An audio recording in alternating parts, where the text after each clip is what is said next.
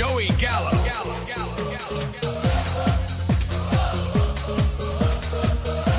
Welcome in to the NSFW Dynasty podcast, coming out on a Thursday for Thursday Night Football here. I'm your host, Dave Reed, joined by my co-hosts, Ryan Wilkinson and Joey Gallo. How we guys doing tonight?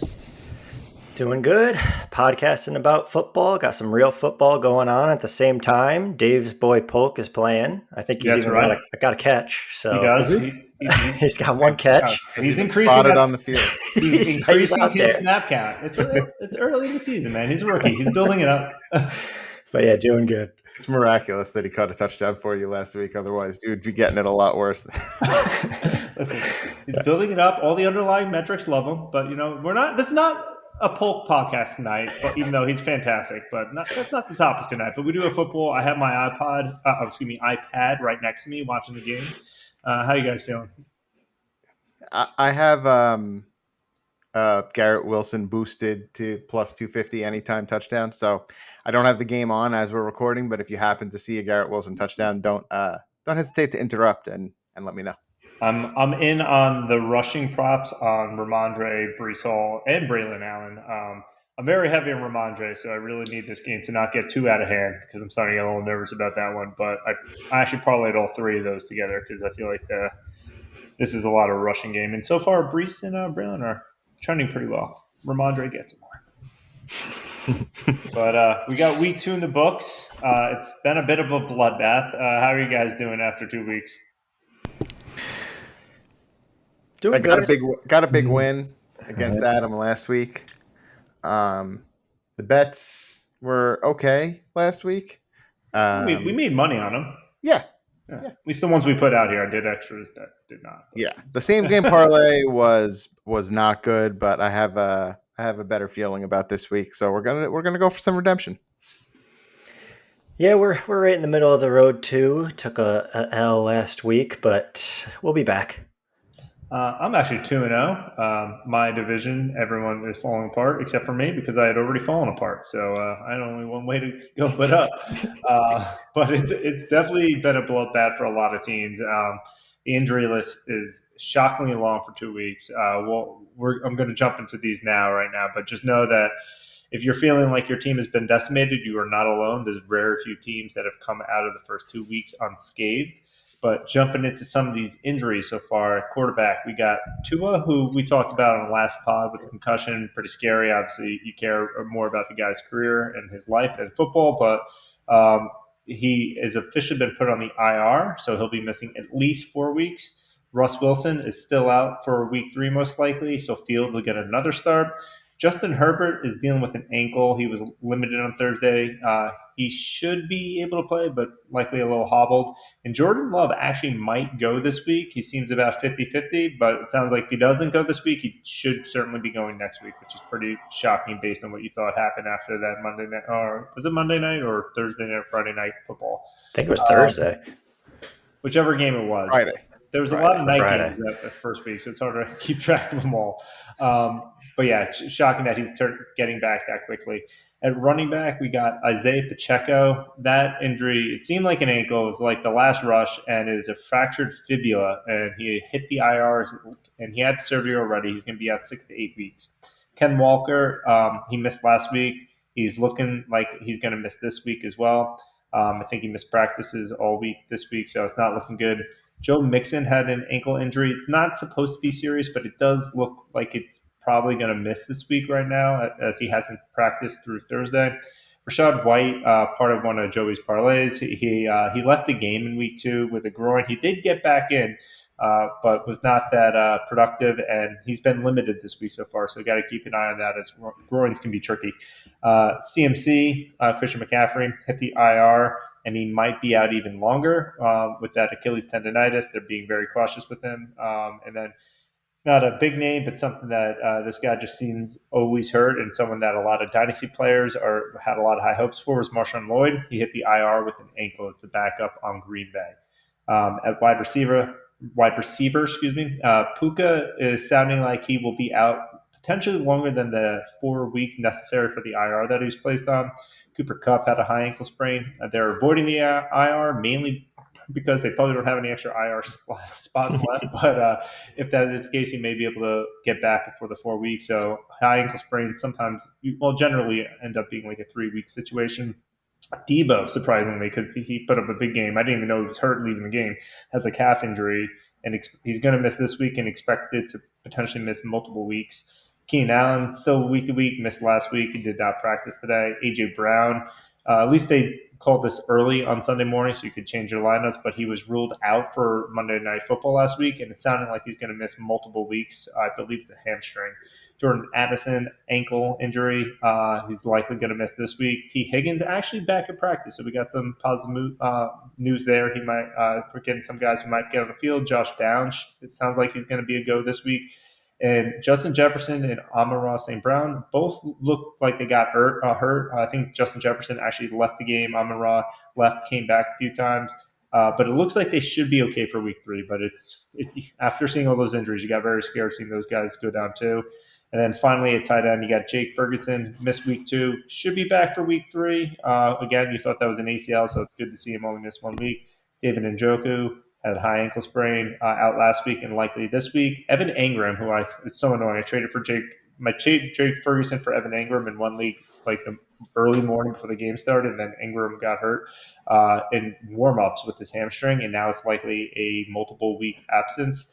Taysom Hill went to the hospital with a chest injury. He's TBD still to play this week, but I count against it most likely. And George Kittle apparently has a hamstring injury as well. I think it popped up during the game with cramps, but he missed practice today. So his availability for Sunday is very much in doubt now. So long laundry list. I need to catch my breath. So during that, can you guys please tell me, what do you think are some of the biggest impacts based on some of those injuries?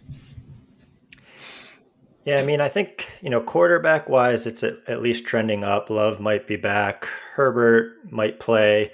Russell Wilson, I feel like, they're just starting Fields there. Who knows what's really even going on with an injury?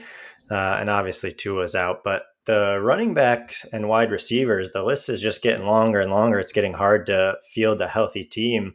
A lot of these guys were, top picks or at least mid-round picks. So heavily impacting people's fantasy lineups. I think it goes to show, especially on the running back side, that you want to try to secure some of those solid backups because, I'm sure we'll talk about him later, but the backup to CMC has been on fire. And so one of these guys goes down and you end up with that backup, you're in the opposite situation of the owner. And I think, on the Rams, Puka and Kupp now being out, I know Dave's pumped about his pickup and Tyler Johnson, maybe what he may be able to do now.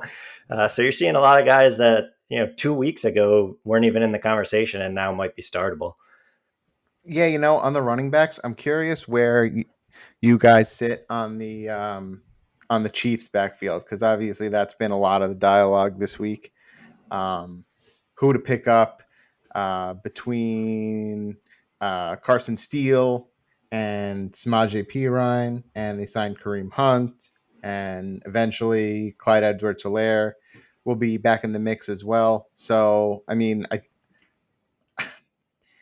saw there was some they were like fluffing some coach speak about how good Kareem Hunt looks today. Yeah, I saw that. It feels like I've been hesitant to commit in a lot of my leagues. People were dropping like 50% of fab on Steele, and that was a little bit scary for me.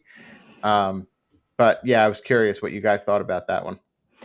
I mean, I think naming 4 guys like you just did just kind of shows the situation. You have no clue which guy it's going to be. Because it's the Chiefs, everybody wants to try to guess who it is. Yeah, you want the guy, and if you can get one of them, you might as well take the chance and stash them on your bench. But I really can't say either way who I'd even rather have. Yeah, if you get the opportunity to and you don't have to blow your load to get these guys, yeah, I would take the shot because there's a chance one of them becomes incredibly valuable. But at the same time, there's also a chance that none of them are that useful, that they're just rotating between all 4 of them at some point. I mean, Kareem Hunt, yes, he used to be great, but the past couple of years, not that efficient. And you talk about he knows the system. We're talking, what was it 2018? Long time ago. He doesn't know the system anymore. It's and a different team. The fact that they signed him almost shows you how they feel about the other guys. Because if they thought Steele was going to be the guy or Pirine was going to be the guy, why do you go sign Hunt?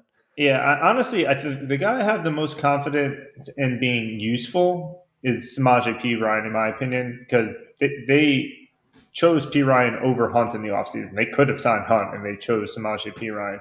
And he'll get the pass down work. And I know Kareem Hunt can do that, but I think Kareem Hunt's value is more going to impact steal. For being honest, I think a lot of people think it's actually P. Ryan that gets impacted because when you saw like the Hunt Chubb dynamic, they saw more of the passing down, but I also believe Hunt was good on the goal line. I think he had like 2 years ago, he had like 9 rushing touchdowns in the year, and that's what Steele's like really a fullback. Um, Yeah. like if Steele gets all the work, he'll be good. But I think they don't trust him to be a true rushing running back, and that's why you go for Hunt in this situation. P Ryan gets the passing work, so that's how I think it's going to play out. Clyde I don't know. I mean, we've been guessing for years in this guy, and the guy seems like he even talked about it. He's been dealing with like Mental health anxiety and and mental yeah. health. So like Yeah. that's and I don't think a 4 week IR stint is going to solve that. So hopefully he can get that figured out. But we've seen time and time again, if you lose your confidence and you're not mentally in the game and at the NFL stage, like it really impacts your ability. Like no matter if you have all the talent in the world, if you can't be focused and have the confidence in yourself, you fall apart. Like you're not going to produce. So not to this is we're talking about dynasty and fantasy. Obviously, it doesn't really matter. You want this guy to be mentally healthy, but that's where I have skepticism there. So Piron's the only one I feel confident in that won't burn you, but I also don't think he has like crazy upside. So I think you won't be happy. Hopefully, Mahomes throws more. That's really what I think will happen in that situation. Yeah. Yeah. And how about the Rams? Puka and Cup both out now. Are you throwing Demarcus Robinson and Tyler Johnson in your lineup? Oh yes, 100%. Absolutely, both of them. Both of them. Yeah. I think this week, who are they playing? Yeah, they're playing Arizona. are they playing Arizona? Yeah. So I would No, they're playing San Oh, Francisco. San Oh, Francisco. San I'm Francisco. They still. 49ers. played Arizona last week. Yeah. Yeah, that's right. I'm still putting them in and playing. They're going to have to throw for sure. They're going to be down this game. This past week was a disaster. Their bigger issue is getting the O line. Like Stafford Yeah. is just like he's just trying to survive every single week. So like that's the only issue. Like I think these players, if there was an O line, they'd be great. But I think Stafford is just going to be running for his life. But I will Well, say a big no, thing no, with go ahead. these. Well, I should jump in, Joe, before I No, go jump ahead. Go in. ahead. Go ahead. I was going to say the one thing with all these injuries, with I think highlighted more in Dynasty, is just trying to like when you're picking up guys in free agency or like trying to make trades and get like little cheap guys thrown in. It's these are the players now that because of injuries are getting elevated and be useful. So like Tyler Johnson, I threw fab at in the offseason. I grabbed Jawan Jennings, who's on the team, and now this guy's like going to be a very useful asset for the foreseeable future, at least for the next few weeks. Because with Debo out and you have CMC out, and now potentially Kittle out, it's going to be him and Ayuk. So you try to take these shots. You're trying to predict the path forward, and if you get these guys on your and just throw them on your bench, play for upside, basically with your bench, and like it can really change your season. So I'm actually trending up in our league when I thought it was very very shallow. I still love my team the most, but uh, just when you see these injuries, that's just something I wanted to highlight. But Joe, what were you going to No, say? it's a good point to make too, and it's like in redraft, you are able to respond and react to the injuries like after they happen. Whereas in Dynasty, like by the time an injury happens, 75% of the time the backups are already on rosters. So you kind of have to have the foresight and kind of keep an ear to the ground, during camp. And I don't like I love this shit, and I don't Mm-hmm. even like. There are a lot of times where I see guys get picked up in the off season, and I'm like, God, like like you just kind of you look away for a couple days or a week or two, and you miss a good opportunity to stash somebody on the bench, and that can make the difference in having a fill in or a respectable guy to put in your lineup, or you know, everybody knows what it's like to really, really scrape the bottom of the barrel and play a guy in your dynasty lineup that is projected to score like, you know, 2 to 5 points. And with all the injuries that are going on right now, I feel like there's a lot of people that are in that position or going to be in that position pretty soon. So the foresight is pretty critical. Um, no, I was gonna selfishly throw a start sit out there for one of my leagues where I'm deciding between Pirine and Demarcus Robinson. And because we were just talking about those guys, I figured that was an interesting one to toss out to you. Just a regular half-point PPR redraft and a flex. I think there's a game I might my team I might be starting both of them, but which is scary. I probably have more confidence in DeMarcus just because you don't know exactly. I think what's like. I feel like I want to spend a week and see what the Chiefs running back situation kind of looks like. I'm like, Yeah, I I'm agree. very worried to start anyone in that That's situation. what I was gonna say. He could pay off, but he could put up 1 point and they could go with Steele or something. Whereas, I mean, Robinson's the wide receiver one for Stafford this week, just technically. So Yeah. he's got to get something. Yeah, and against San Francisco, you figure San Francisco's probably going to score points coming off a loss. Oh So yeah, it's just going to be. We'll get into that a little bit later when we get to some wide receivers, but yeah, I think it's going to be a get right game for San Francisco. yeah, and Get Brenton Strange, as we're talking about tight ends, right? We mentioned Evan Ingram, hamstring injury, probably going to be out for a while. Brenton Strange looked all right last week for Jacksonville. Maybe a guy that not many have heard of. Actually have him on the taxi squad right now in our league. He's looking all right. He had 6 targets last week and turned that into 65 yards receiving. So just throwing him out there. I know in a lot of redraft leagues, he's available. I'm seeing him out there on wires, and the Jags do target the tight end a lot. Ingram was the tight end 2 in fantasy last year, and if Strange can come out there and fill in, then he's not honestly not a bad option if you're needy and you don't have one of the main guys to plug and play every week in tight end. Yeah, and if I do recall, I think he had a couple downfield targets as well, because some of these tight ends are very close to the line of scrimmage. He actually Yeah. had a couple further down, so you get a little bit more points and the opportunity for more explosive plays. So I do like that call. So definitely someone to keep an eye on. Are you keeping him on your taxi squad for a week, seeing what goes on? Yeah, I'm not going to activate him just yet, but that's also because I have a decent amount of tight end depth in this league. If I didn't have the depth, then I might be already activating it. So All right. Well, any other thoughts before we jump into the next section? no, not for me. All right. Well, playing around with names still, so don't hold us to the segment titles that I throw out here. But I figure we're going to do a week 2 Dynasty debrief. So we're 2 weeks in now, and this is when you really want to start making potential bold decisions on how you think the rest of the season can play out. You make you're calling a shot on who you think the trends that you're seeing right now. If someone's having a hot start, is that something that you're going to believe in?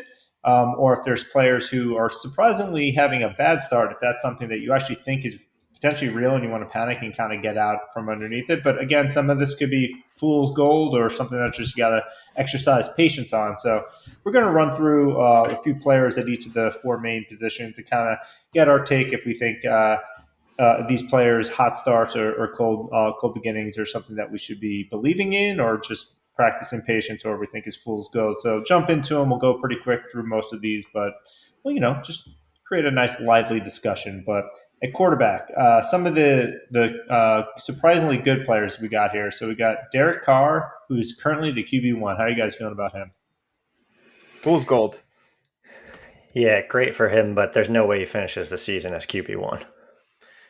Yeah, and I mean, in general, look, like the offense looks improved. Like there's absolutely no denying that from a coordinator standpoint and what they're doing. Huge improvement there. Yeah. So Using like pre-snap motion. yeah, is all you like got to they're do going to in the league. continue to be a good offense. But I don't know. I mean, we'll see. I think he's going to have a decent year, and we're going to get to Kamara later. But right now, they're the QB1 and the RB1. There's no way they're going to finish the QB1 and RB1. But I mean, could they both have pretty strong fantasy seasons? It definitely seems like they could. Mm-hmm. Yeah, I agree. I mean, I don't think he's a QB1, but I think he can be a much more valuable QB2 in a super flex league where I think before most people didn't really think about Carr. So I agree.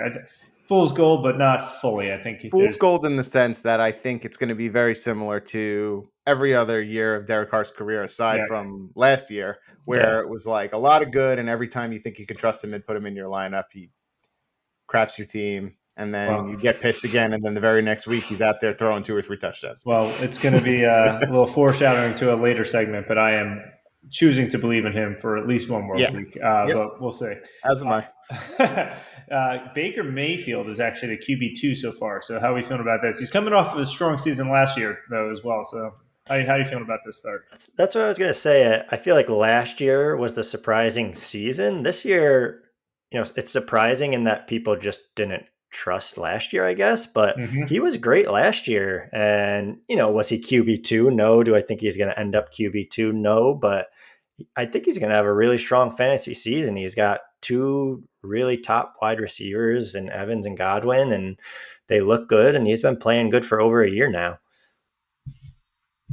I mean, this is what he was drafted to be in the NFL. So, yeah. Let's say QB2, no, but if he ends up being a top 12 quarterback this year, I would not be surprised.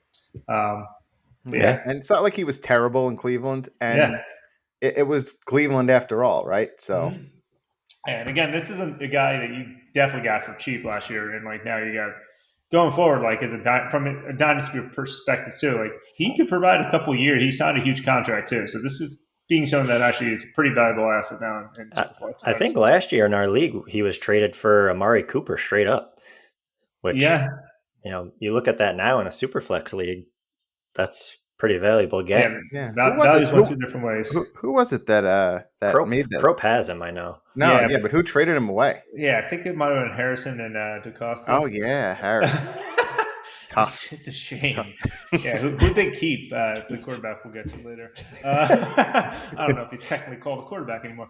The next guy, another shocker, is Sam Darnold at QB8. Had a real hot start so far.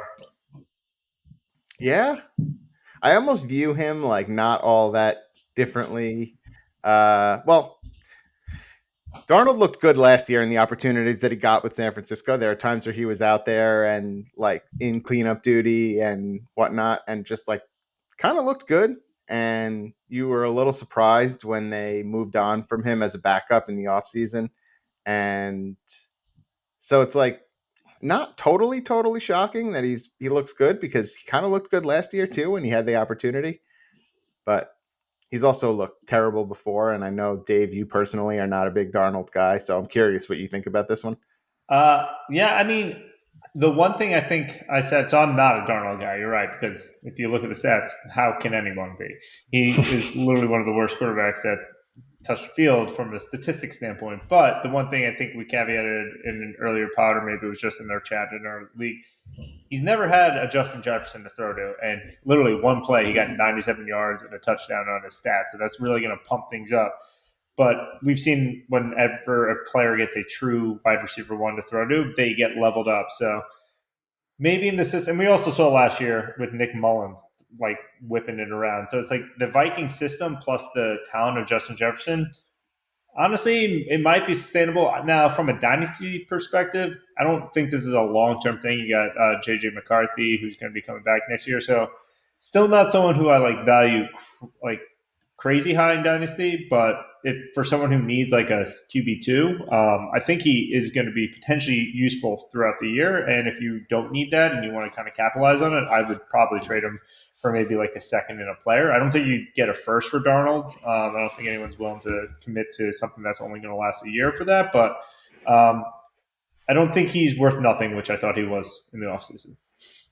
Yeah, I mean, I agree with Dave. I think of the three we've talked about so far, he's the one I would trust the least to continue what he's doing. But, maybe there's a sell high opportunity there if you have him, because like you said, McCarthy's there. Mm-hmm. Who knows what happens with him after this year? If he keeps it going for a couple more weeks, could sound high. And another former Jet QB, Geno Smith, is the QB9. This one's a little bit less surprising because he's performed once before, had a down year last year. Obviously, he's a little bit older, but what are your guys' thoughts on the Geno experience? Honestly, I think it feels like good vibes around the team at this point. New head coach. Pretty sure they're 2-0, right? Are they? I think they are. Take a quick check. This is good podcasting. Do I have any Seattle shares that I can check that? I do. I have DK. They are 2-0. 2-0. So, Yeah, I mean, I like I said, I think it's good vibes, and I like the fact that JSN is getting more involved in the offense. They have multiple skill guys at each position, and they have a pretty half decent defense. So I honestly, like you said, Gino's been good for fantasy for a couple seasons now, and so I would, yeah, it's just like right on the cusp of surprisingly good and more like, you know, expectedly decently serviceable. Yeah. Yeah. I mean, I think the interesting thing with all of the three guys we just talked about, Mayfield, Darnold, and Smith, it just goes to show when you get a new opportunity on a new team and you get those upgraded wide receivers, some of these guys really can turn their seasons around and years around. And it kind of makes you think if you have that quarterback that's really struggling on a bad team or just has no weapons at all, sometimes you hold them. And if they ever do get traded or end up in a new situation, they can turn it around. Yeah, it is interesting to see all these guys are ones that their careers look like they're over and they're getting Yeah. revitalized later on in their career, which honestly provides a lot of faith for the Trey Lance hopeful. So we'll see. Yeah. I mean, Mayfield, Darnold, and Smith 2 years ago, no, they were done. And They now were all three of them are top 10 QBs to start the exactly. season. I mean, Mayfield got paid, Carr got paid, Gino got paid. Darnold probably not going to get paid, but Darnold will still, not. Well, I mean, I don't want to yeah, he's never say not. never. He's not like them. He won't get paid like them. Yeah. Yeah. Yep.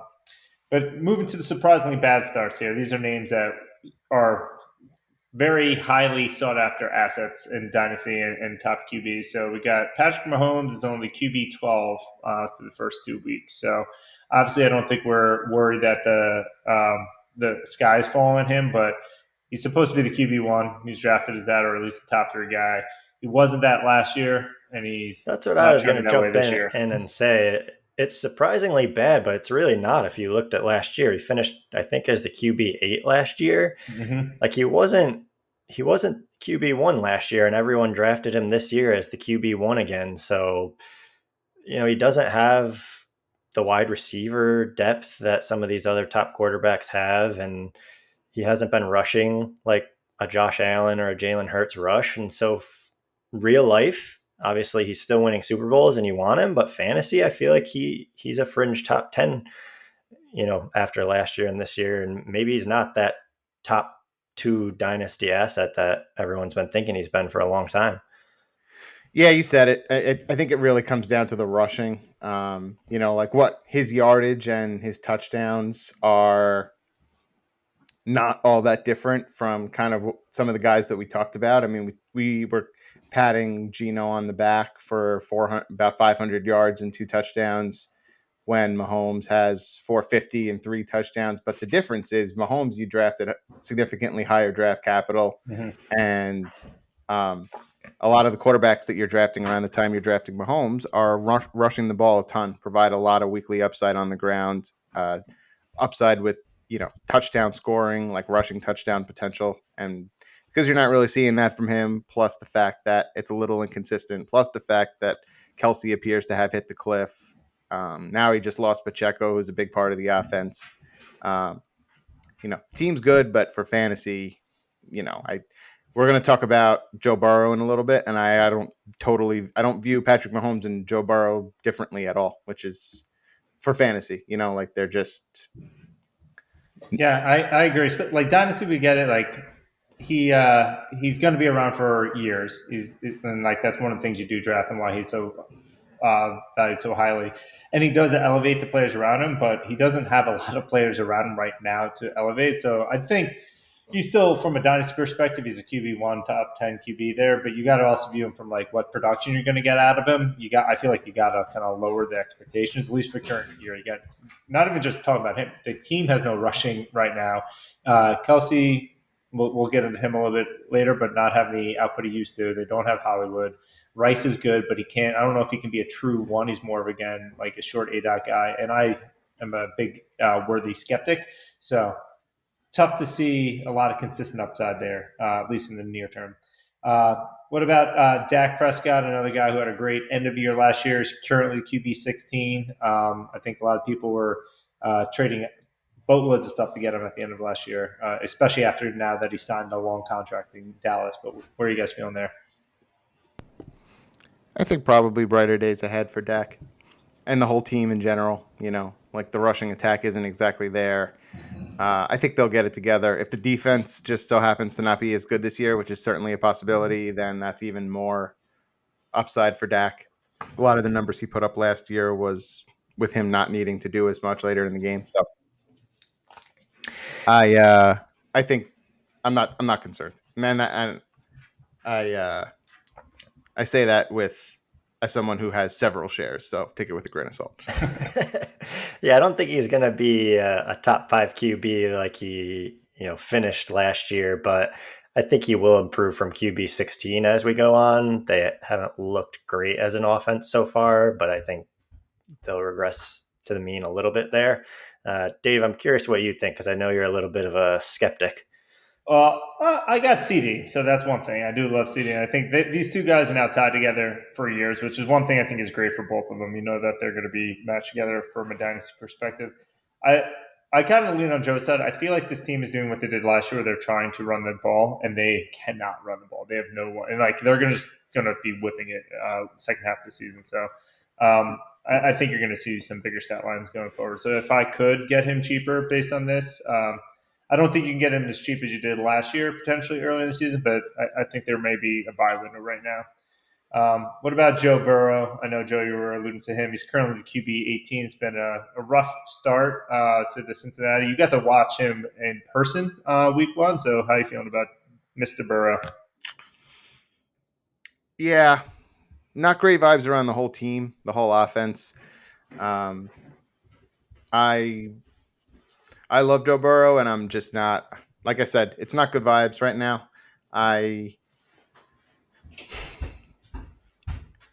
Yeah, it's a similar situation as, like I said, Mahomes, except he's not Mahomes, and he's in what looks to be a slightly worse offense. The only thing that he does have going for him is that their defense appears to be terrible. So he might just end up with good fantasy numbers strictly as a result of the fact that they're playing from positive game script the whole year.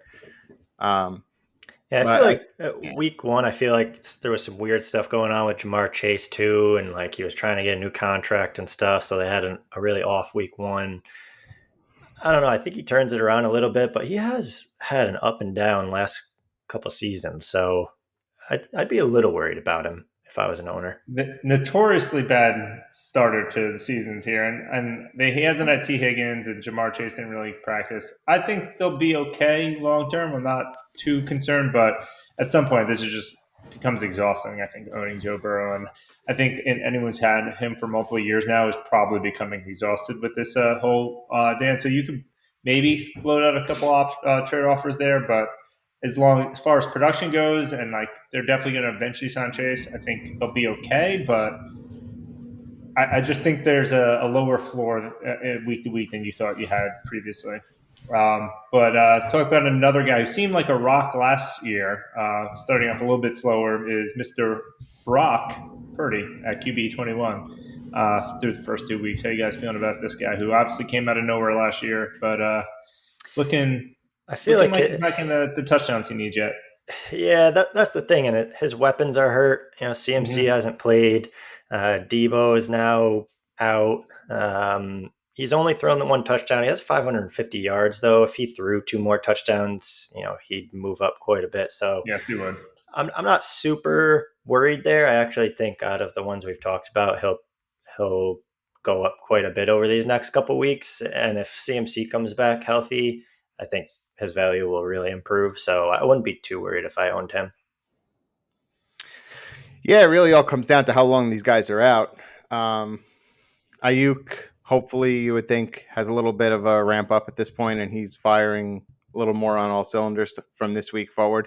But Debo, if he misses a couple weeks, McCaffrey, we said, probably going to be out another, 4 to 6, maybe more. So, it's tough. McCaffrey's a big hole to fill in the offense. So, I think he'll potentially be a streaming option, but he certainly, I don't view him as a weekly starter right now, personally. Yeah, and again, Dynasty, he'll get paid this offseason for sure. The thing is, like, Ryan, he's got the yards. He just doesn't have the touch. He has one touchdown in the He year. just hasn't gotten the touchdowns. Obviously, he lost a couple weapons that get those touchdowns in Debo and CMC, but I think he'll eventually start bouncing back. Touchdowns are a little finicky. So once he starts getting those, I think things will turn around. But what about Mr. 101 in most Superflex Dynasty rookie drafts this year? Caleb Williams has looked real bad, and he's the QB 32, and he actually only has 2 more fantasy points on the year than Bryce Young, which we'll get to Bryce Young in a second. But how are you guys feeling about Caleb? I mean, you have to be concerned at least a little bit, even if you're in it for the long haul. As bad as he's played, you've got to be a little concerned, especially seeing what just happened to Bryce Young. I'm not saying that Caleb Williams is the same and that's going to happen to him, but you see how quickly everything can change. And, you drafted him first overall. I think there's hope, and I'm not saying he's not going to be an NFL quarterback and you should panic sell, but I think you got to be a little concerned. I'm willing to give him a little bit of leeway, and I know I was sharing a similar opinion last week, but he's under a lot of pressure, physically under a lot of pressure, um, from his offensive line not being all that great, and I think just in general it's a tough situation to be in. I don't necessarily love his attitude, frankly. Like, I feel like that is a challenge for me. And there's been like that clip going around this week of CJ Stroud trying to give him like tips on the Mm-hmm. field after the game, and he just like weirdly was like not really receptive of it. And so like that part is a little concerning. But as far as like what's on the field, I think it's hard to come in and just like, pick it up and, have success at the NFL level right away. And I'm willing to give him the time. But yeah, the attitude thing is definitely Yeah, my biggest. Yeah. I agree. He's got talent, but he's got to change the style of play. He's not playing against college kids anymore. He's playing against grown men supporting their families. So like it's a little different talent pool that you're dealing with. So like the things he used to do, he can't do anymore. But again, and this was a concern I think a lot of people had is like, can he change his style of play, and does he have the right attitude to like take that in? Like once he starts hitting adversity, how's he going to handle that? So we'll see. I would definitely give it some time because the tools are there. He just has to have the right mindset going forward. But speaking of another bust, Bryce Young got benched, and I just want to hear your guys' thoughts. What are you doing there? It's pretty crazy. I was reading a bunch of articles today about it and how it's just, could turn out to be the worst first overall pick of all time and stuff. So, It definitely is when you factor in the trade capital. yeah, absolutely. I mean, if you're an owner, I don't think you can do anything but hold and hope at this point because you're not going to be able to sell him for anything that he's worth selling for. So you just got to hope he gets on a new team somehow and can become a Mayfield, Darnold, or Smith in the future. Mm-hmm. Yeah. Yeah. But I don't think it's going to happen. But Yeah, that's all you I can don't have do. a lot of confidence in him, but hopefully he can maintain getting a paycheck. You feel bad for the dude. Yeah. Not great. Not great. Yeah. And I don't really have anything encouraging or positive to say. yeah. And another concern: what about Will Levis? I don't think I've ever seen a coach so blatantly rip on their own quarterback in 2 consecutive weeks. So I would just say I talked about in the offseason picking up Mason Rudolph, and on Reddit I put in there. A lot of guys on Reddit were saying I was crazy. They're never going to bench Will Levis, and I'm like, I cannot wait for them to bench him. I'm just going to bring back that thread and be like, suck it. But how are you guys feeling about the Will Levis I mean, situation? the play last week was hysterical. He was like basically on the ground He makes upside down and just terrible like choices. Yeah. flipped this ball backwards. So I feel like he got chewed out because he had two just ridiculous plays. And if it wasn't for those two plays, the coach wouldn't have said anything. But yeah, I mean, obviously it's concerning. He doesn't look great. Yeah. Get Mason Rudolph. He's out there. Just definitely snag him. Someone just threw me, the Will Levis owner in our league threw me a third for Mason Rudolph. And I'm like, nah, I'm holding out. I feel like he's definitely starting. The crazy thing is that they haven't looked awful frankly, they are like two really boneheaded plays and like kind of like mental collapses away from being 2-0. They haven't looked terrible. So that's the part of it that I feel like if they get that cleaned up a little bit, then maybe he has a little bit of a longer leash. But Yeah, that's what I'm saying. I don't think his coach chews him out if he doesn't make those two single plays, but he made them. So I mean, I don't think he's making a lot of great plays either on top of that. But anyway, let's move over to the running backs. So surprisingly good. Ryan, you mentioned before, running back one of the year is Alvin Kamara, old man Kamara. This guy is just defying father time right now. But how are you viewing Kamara going forward? I mean, I would actually view him as probably a top running back this season. I mean, we've seen him do it before. Obviously, he's older, but if he gets the opportunities and the team continues to play well, I don't see why there's any reason he won't end as a top 5 running back. yeah, I have a good feeling about Kamara, just strictly from the fact that he's going to be, or he's looking like one of the main beneficiaries of the change in scheme and coordinator in New Orleans, and he obviously looks like he still has some juice. It's the So most if juice he, he's looked like he's had in like 3 years. Like he yeah, looked like he was trending down for a while. It looks great so far. yeah, and if he's going to get the 5, 6, however many targets a game. They don't have like a very good. Well, I don't know. They didn't have a very good defense last year. Maybe they have good defense this year. I'm not going to go ahead and say they don't have a good defense. So TBD on what their game scripts are going to be like. But I mean, they're blowing out teams early so far, so it's hard yeah, to tell right now if the defense hasn't had to be that good. But honestly, if I'm a contending team this year, this is the type of player I'm throwing a first at to try and grab on my team to really level up. I'm not currently a contending team, so I'm not throwing it there. But if I was, and I also don't have Kamara, Didn't so you I'm not just say trying. you were 2-0?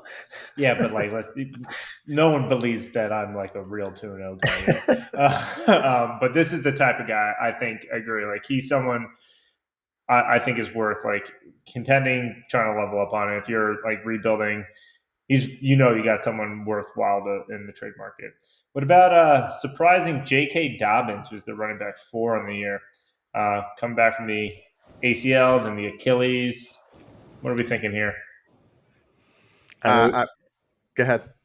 no, I was just gonna say I talked about him last week and said, after one good week you were happy because we thought he was dead in the water, and now here he is with 2 good weeks and RB4 on the season.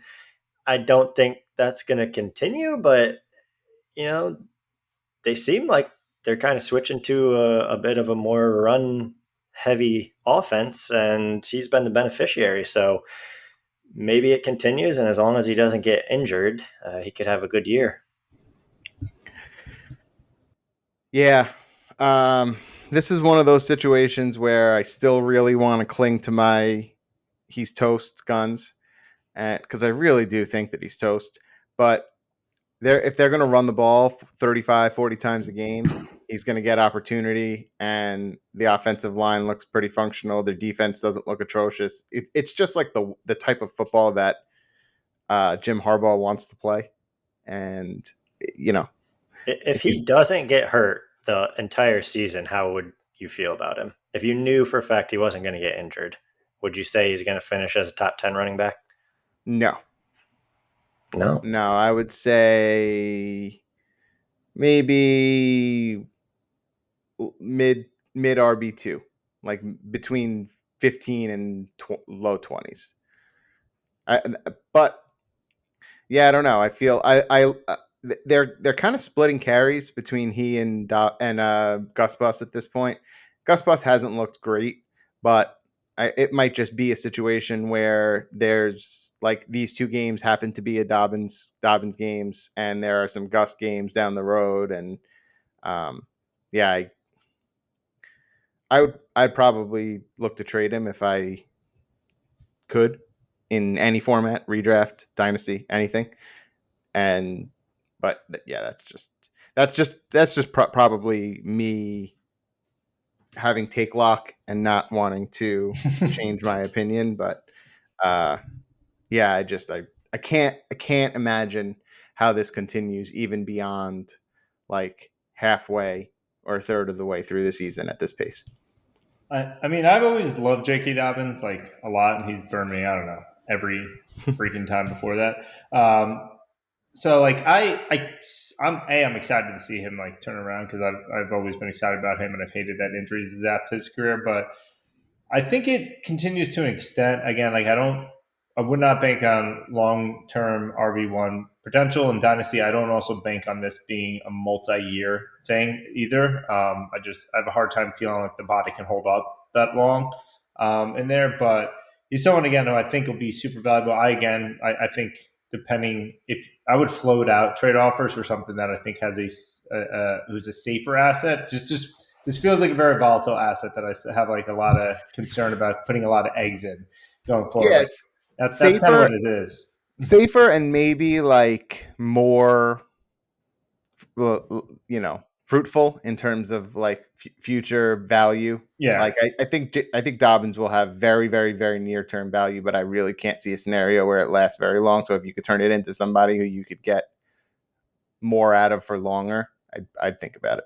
yeah, that'd be my thing. And if you can't, like, I wouldn't be pushing too hard to get him off my team because I think he's going to be useful and I think he's great. I just like my concern, especially when you're thinking about dynasties, you don't want to you want something that has some longevity to it. I don't see that really in Dobbins, but at the same time, there's teams where like you don't need longevity. There's short term assets are great too. You want the right mix, but if this is your RB1 and you're expecting this to be your RB1 into next year, like I'd probably try to find something else. Yeah, that's what I was gonna say. I think in Dynasty, I definitely agree. And if you can sell him for something valuable, I'd do it because I don't think it lasts. But I don't know. In redraft, I feel like he is gonna have a decent season this year if he doesn't get hurt. Well, yeah, especially with all the other injuries. This guy's the only one not getting hurt. It's crazy. Yeah. What about Ramondre Stevenson? He got the bag in the offseason. Now he's the RB9 on the year. Probably not after this week based on how tonight's game is currently trending. But I was gonna say we have a little bit of a crystal ball here. He only has yeah, 5 carries for 19 yards in the third yeah. quarter. So Not a great game script for him right now, but it's fine. yeah, So how do you guys feel about Ramondre? I mean, I think he's gonna have a good year. I think they are using him quite a bit, and he did get the bag, and I think he'll have a decent year. I think he'll be serviceable. I think he's going to fall down a little bit. I don't think he's going to be a top 10 RB for the year, but I could see him finishing in the top 20 to 15. I just want to interject by saying Garrett Wilson touchdown. Yeah, he did get a touchdown. Yeah, I'm buying. I'm selling high on the Patriots as a team right now, so I kind of feel the same about Stevenson, where I think the Pats are that the Pats have already reached their pinnacle for this season, and I think it's mostly downhill from here, and it might be the same for Ramondre. Yeah, I mean, I love Mondre. I don't think it'll be downhill, but I don't think you're going to be getting the first 2 weeks production that we've gotten so far because Yeah, like like he got a lot of touches. He's a workhorse, but if the game gets away from them like it is tonight, this is the downside on it. You didn't really see that they were very feisty the first 2 weeks, which is why he was, and like some of it was a surprise. I don't think they'll be able to do that week in week out. So the floor is a very low point total because that they just had to abandon the run, which they're currently doing. So I like him. I think he's still got. He'll be useful after this year as well. So in Dynasty, I like him a lot. Still, I think he is an undervalued asset overall. But I would not think he's an RB1 that I'm going to lock into my lineup every single week. yeah. No, I agree, and I was actually just going to say exactly that, just to clarify. Like I'm only selling him as he's the RB9. I'm selling him as an RB1 the rest of the way, but Yeah. he'll be fine as an RB2 or 3 flex. What about Brian Robinson? I know I talked about him a little bit last pod. He's the running back 12 on the year. Had a monster rushing game last week against the Giants, which most teams will. But how are you guys feeling about Robinson? I personally have been high on Robinson all offseason, so everyone knows that. But I'll let you guys kind of jump in here. Yeah, I don't have super strong feelings except that I like what I see, and Yeah, we'll probably talk about him again later. yeah, I feel like he's a good middle of the road running back. You're not gonna ever get that top 10 season out of him probably, but he's a startable guy you can throw on your roster. Yeah, he's a better version of Devin Singletary to me for Dynasty, where he's just going to be a rock solid running back two on your team year in and year out for multiple years going forward, with the ability to have some pop games. So in Dynasty, like I love that, especially for teams that it's like very hard to get running backs depth on it. I think he's like a great asset to have. So I believe it to an extent, and the team believes in him, I think. But Tony Pollard, how about him, the running back 13 in the year, seemingly taking the RB1 role in Tennessee? How you guys feeling about him? Which obviously had a down year last year. Yeah. It's hard to really dislike what we've seen. Honestly, I was expecting less week 2. Remember last week's pod? I was kind of like banging the Ty J Spears drum, but then Pollard came out and had another great week. So, yeah, I'm in personally. I think it's a good situation for him, and he's getting a ton of passing work, which is great. And yeah, nothing to not like. Yeah, I think people just thought it was going to be a mostly split backfield, and Pollard has kind of come out as the lead back. And if that continues, then he'll have some value for sure. Yeah, I agree. I think he's someone who turned his value around. I thought he was trending the wrong way after last year, and it seems like he's trending back up again, and someone I wouldn't mind acquiring. But for a surprisingly bad, we got Kyron, who is currently the running back 19. Obviously, we had some trepidation going into the season with Kyron. So with the early goings, how are we feeling about Mr. Williams, who was, I know, Joey's guy last year? Yeah, they might not be a great team if with the injuries that they have right now. Bad offensive line with the injuries that they have right now. He wasn't really great last week. I'm a little concerned personally. I was concerned to begin with. I'm more concerned if it's a bad team with a bad O line. So yeah, that's not a I wouldn't call him a buy low right now. Yeah, and I was going to comment on the injuries too. I think that's basically been the story there. He's getting the work. It's just their team has not been good and their offense is falling apart. And if that's the case, then it just might not be a great year for that team in general. Yeah, I mean, he's only got 106 total yards in 2 games between rushing and receiving. So, but a lot of that, to your point, is the O line. That is just a disaster.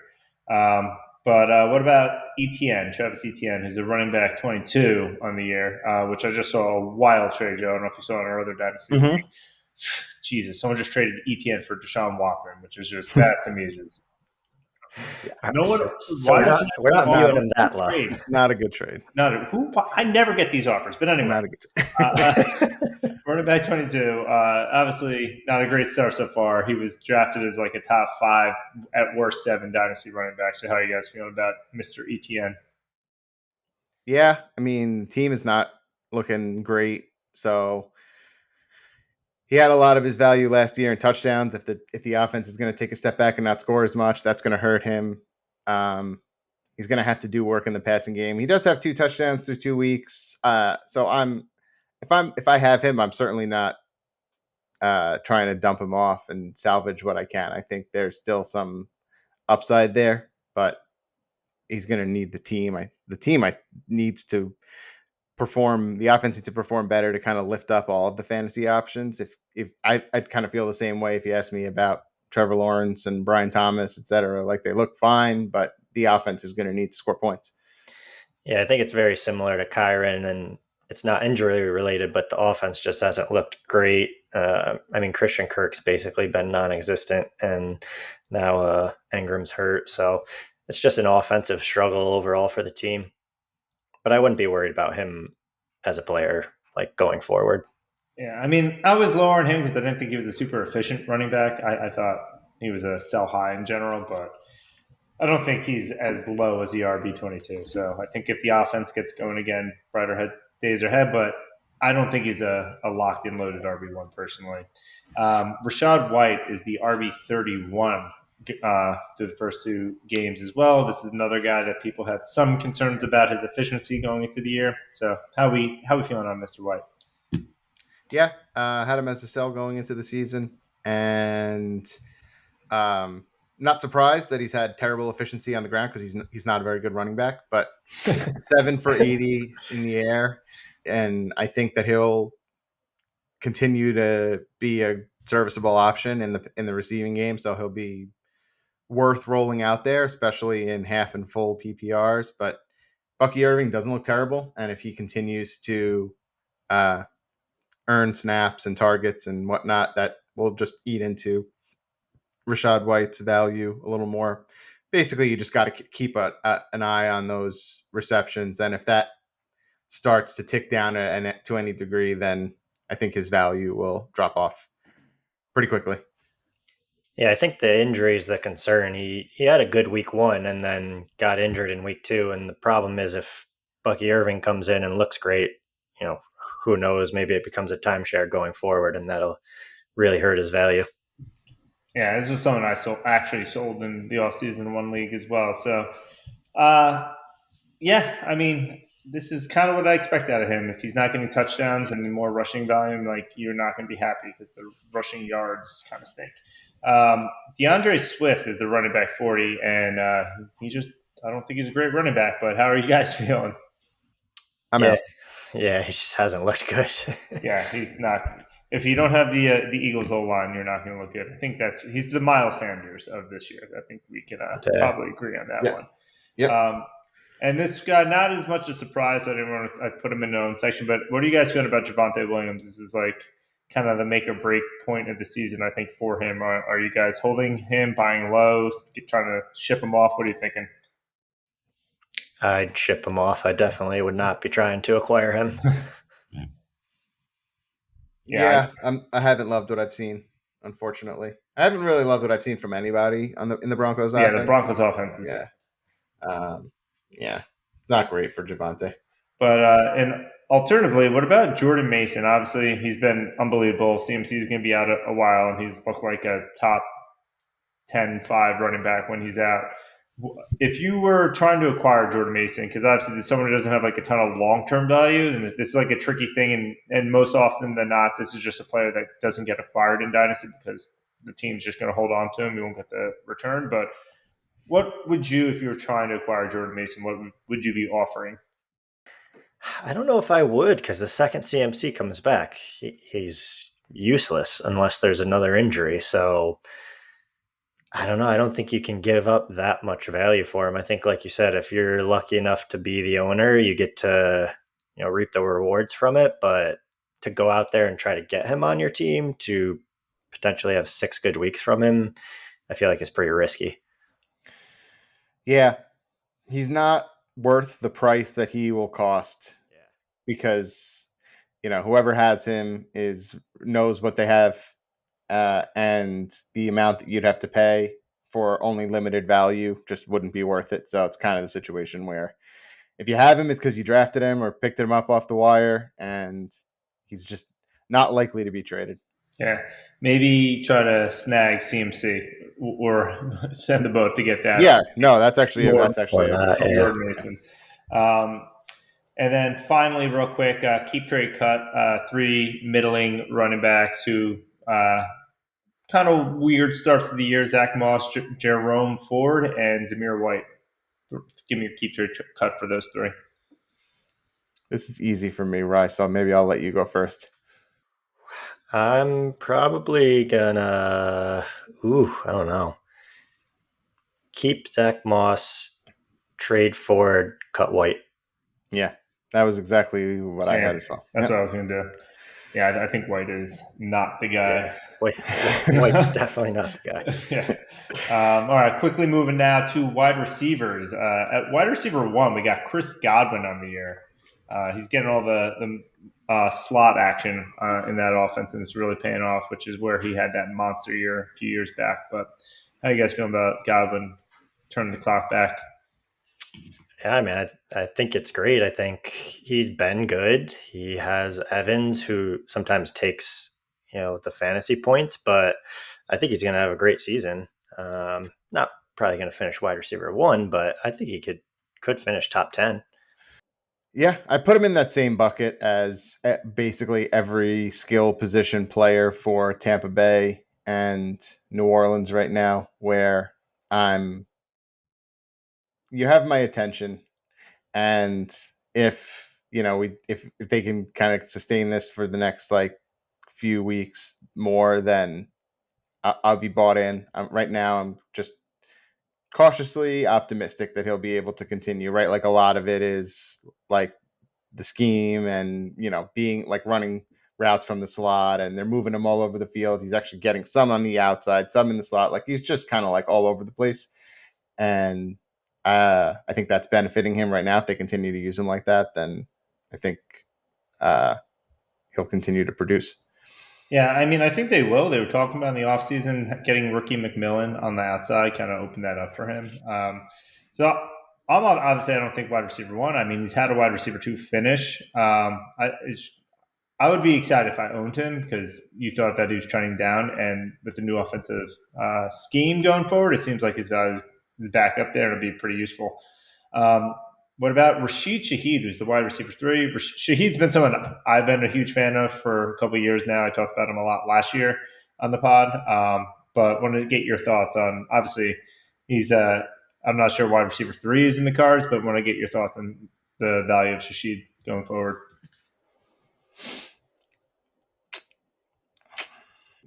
I, I feel the same way as I feel about Godwin and Carr and Kamara. Same response. My gut tells me to sell high on Shaheed. But I think there are cases to be made for acquiring him as well. I think like Harrison and Dan just acquired him in our league for some picks, and I thought that was a good move for them because they're thin at wide receiver, and I think he's pretty solid like upside weekly play. Um, Yeah, he's been catching the deep balls. I think with Carr, he's going to come back down to earth for sure. Do I think he can be startable? Yeah, but uh, I think he's going to come back down to earth quite a bit. I mean, I've always loved Shaheed. I would have been trading for him in our league if I didn't have Olave already. But I think he is the perfect back end, or I should say back end, perfect wide receiver three to have on your team because I think his floor is a little bit higher than you usually get of boom bust players, but he has the make mega boom option there, and that offense is starting to click now with their pre snap motion and offense scheme there. So I like him a lot. Obviously, I don't think he's a top 12 wide receiver, but I think he's really useful.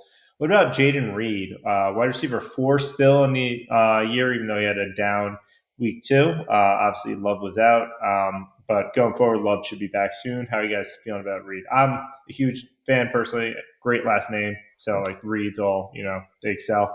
But I want to get your thoughts. Yeah, I mean, I think with Love coming back, he should be fine. And we talked about it before. Someone in Green Bay has to be that wide receiver one. Right now, it looks like it could be him, and if it is, then he'll have a lot of value. yeah, I'm in. I think especially as they are whispers of Jordan Love being back sooner than previously anticipated. I think that's phenomenal news for everybody in the offense, but maybe mostly for Jaden Reed. So, yeah. And then a couple quick guys here. Alec Pierce is the wide receiver six. Jameson Williams is the wide receiver seven. And Quentin Johnston is the wide receiver 22 on the back of a 2 touchdown game this past week. So, how you guys feeling about that threesome? I just don't know why Jameson Williams is in the surprise category. I mean, that it was a known coming into the season that, nah. Um, I kind of view them all similarly. Like they're all have had a great start to the season. They're not guys that you're hoping are going to finish top 10, but I think they all do have some value. We talked about the Chargers even and who was going to catch the balls there. So, maybe it is Johnston now. And I think they'll all have value for the rest of the season for sure. Yeah. I'll just say we'll talk about Quentin Johnson a little later, and not I'm not buying in. Yeah, Johnson. I mean, it's good to see he caught the ball. So like Yeah. that was the issue. Couldn't catch him before. Alec Pierce, I think, is full go personally. He's a deep threat. He runs a lot of Yeah, Josh Downs is coming back, baby. Downs come back. Yeah, so I actually don't have any faith. Jameson, I have faith in actually. Someone who hated him completely, mainly because he has 20 targets in 2 games. That's Yeah. like he is a focal point of offense. I never thought that was going to be a thing. That was my always issue. I thought he was going to get tops 4 targets a game, and he had to catch at least one of them. Granted, he only caught 50% of his ball still, but 20 targets, Yeah. that means you are a vital point of that offense. And if he's going to do that with that speed, I've completely changed my opinion. I think he's going to end up being very valuable. Maybe not a top 10 wide receiver, but honestly, with that type of upside and target share, if he finishes there, it could happen if he gets a touchdown. Variance go his way. On the surprisingly bad side, almost because James Williams has done so good, I'm on Ross St. Brown's only the wide receiver 30 so far. Personally, not concerned, but want to get your sense there. Yeah, I no concern. I think after last game, he They're going probably to could have gotten a pass on being in the bad category. Yeah. He'll be fine. It was just week Yeah, one great. was real bad. Yeah. What about Jalen Waddle, wide receiver 31? I mean, with Tua out now, I'd be super concerned. Yeah. You know, Can't stay on the field to begin with. Yeah. And Yeah. I think he's taken a huge hit in terms of value. Yeah, I agree. Obviously, he got the bag in the offseason. So like I kind of was feeling this last year, then he got paid. I was like, all right, maybe someone I can look into. But yeah, he is clear number 2. Tyreek's not going anywhere, and 2 is now gone. And the run game is becoming more prevalent. So I think his target share is just going down. What about Garrett Wilson, who obviously scored a touchdown tonight? But he's only the wide receiver 37 the week. Even with the touchdown, he only has 25 yards and 4 catches. I think you're expecting a lot more with Rodgers at the helm right now. So how are you guys feeling about him? Like he was a top 5 wide receiver as of like last year. I'm personally like starting to be concerned if he's even a like wide receiver 1 really. But how are you guys feeling? yeah, a little bit concerned even tonight. Only 4 for 25. If you didn't say that, I was trying to pull up the stats. Yeah, I got but it. yeah, Second window. yeah. But I mean, it's a little concerning, honestly, and it's concerning because not because they're a bad team, just because like they give the ball to Brees Hall a lot, and a guy like Aaron Rodgers is going to like he already has chemistry with Lazard. Lazard has two touchdowns already and significantly more receiving yards, and you know. Tyler Conklin's racked up almost 100 yards receiving tonight. So, like, It's because good quarterback. Ray bench Conklin. I said Conklin's not involved in the offense, and he throws for fucking 5 and 9. Good quarterbacks are going to get all their guys involved. I don't know that they need to force feed Garrett Wilson, so he'll be all right. But I think he probably was a little overdrafted for what he's going to produce. Yeah, I agree. I haven't really viewed him even last season as a top dynasty wide receiver. I feel like he's not even with Rodgers. I don't think he's going to finish as the wide receiver 37. I think he will have a little more value than that. But yeah, I mean, Rodgers is throwing to his guys. Lazard also with a touchdown tonight. And they also got the emergence of Braylon Allen now, which if you're trying to keep Rodgers healthy, you're going to run the ball more. But the other thing, too, is like, from Dynasty, Rodgers not going to be around for that much longer. So, like, I'm starting to think Wilson's not a top 12 Dynasty wide receiver going forward. What about George Pickens? That was someone that a lot of people are higher on. I was skeptical on him, but he's only wide receiver 45 so far. Yeah, I'm okay with him. Frankly, I have him in a couple leagues, and I was pleasantly surprised he caught a couple downfield balls week 1.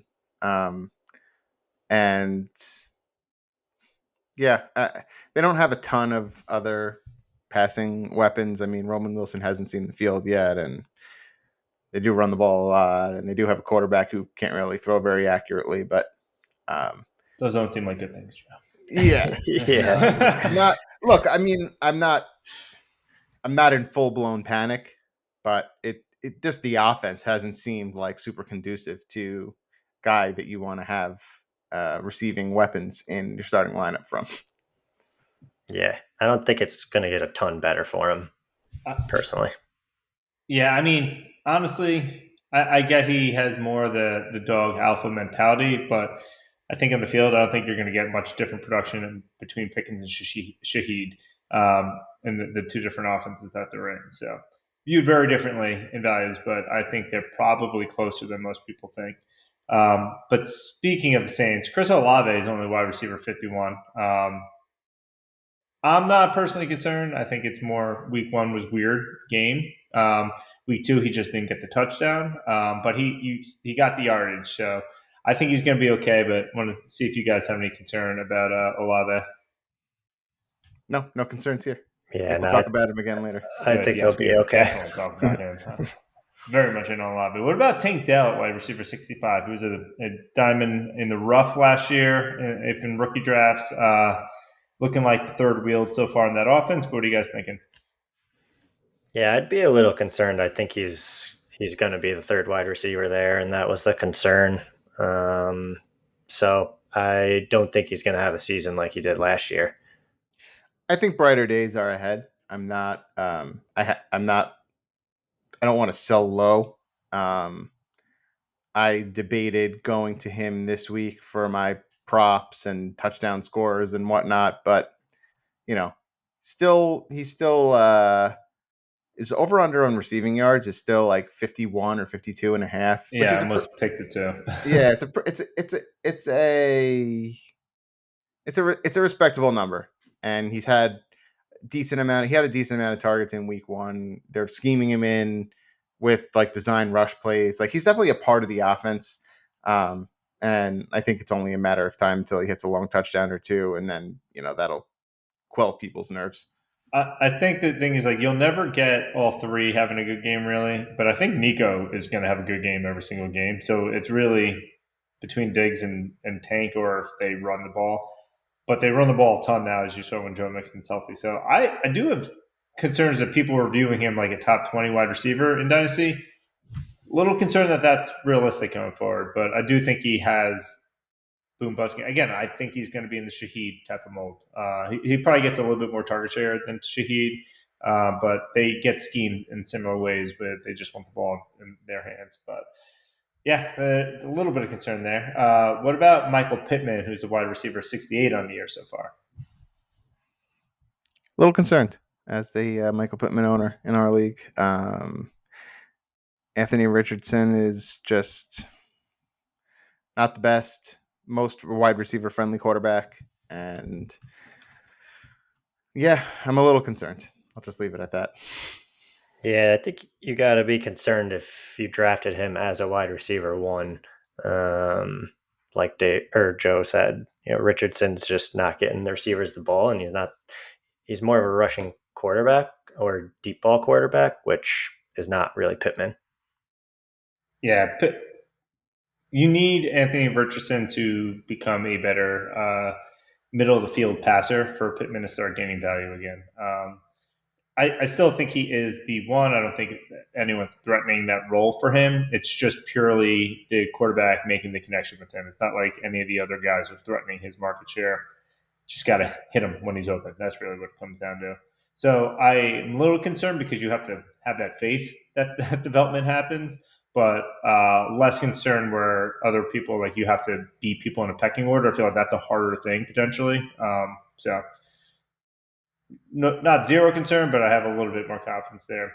Terry McLaurin, wide receiver 70, been real bad so far with Jaden Daniels. But what are you guys thinking? I think, Rye, you might be the McLaurin owner. Yeah, we're the owner. I feel the same as Pittman. I think it's just Jaden Daniels is not a great quarterback for a wide receiver like that. So I don't honestly think it's going to get a ton better. What about you, Joe? Yeah, yeah. Yeah, I thought I was building for on him, and think I'm kind of out on him now. Yeah, not a great offense. Rookie quarterback. He's Yeah, not getting a new quarterback. Like this is gonna be yeah. his guy, and like Jaden Daniels is a good passer, but it's not working for him. I think I don't know. There's no connection there. But someone who I'm personally even more concerned about, I actually forgot to add this guy to the list because I didn't scroll this far down in the rankings, and I went further down. Is Christian Kirk is the wide receiver 96. Yikes. 29 yards and 2 catches in the first 2 weeks.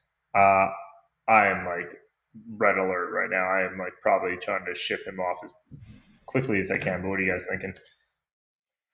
Yeah, I mean, Thomas has taken some of that work, and like we talked about earlier, Lawrence hasn't looked great. So, um, definitely concerned. Do I think he turns it around a little bit and finishes as a flex player? Yeah, but yeah, it hasn't been great so far through 2 weeks. That's for sure.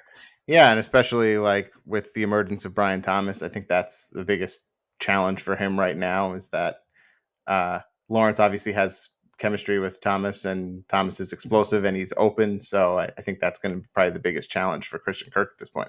I also think the issue too is because with Gabe Davis coming over and Brian Thomas, Kirk's not on the field in three and when it's in two wide Two receiver wide sets. receivers. Yeah. So like he's only on the field when there's three wide receivers. So when there are like 12 personnel, which is two tight ends, he's not on the field. Which like you like getting slot targets and slot roles, but you don't want to be a primary slot wide receiver because you're not on the field all the time. And Kirk is becoming that. That was a concern beginning of last year, and it is now can't come back. And that's why I'd be trying to get rid of him. This is not just like he's not getting target share. He's not on the field, so he can't get the targets. But real quick, two guys who obviously have a slower start because of contract issues early in the season, didn't get a lot of practice in a preseason game. Jamar Chase and Brandon Ayuk. Any concerns that they're obviously lower in the rankings. Chase is at wide receiver 44 and Ayuk at 60. I'm not really concerned, but want to see if you guys have any concerns there. Nah, No. no concern. All right, stay fast if you own these guys. All right, and quickly running to tight ends. Surprisingly good. Isaiah Likely is still the tight end one after 2 weeks because that week one was so good. And tight ends, I'll just start this out in general. Tight end is not been a great position right now overall. There's like two guys that have been useful that most people count on, but Isaiah Likely, how you feeling about him? Obviously, he was the darling in week one.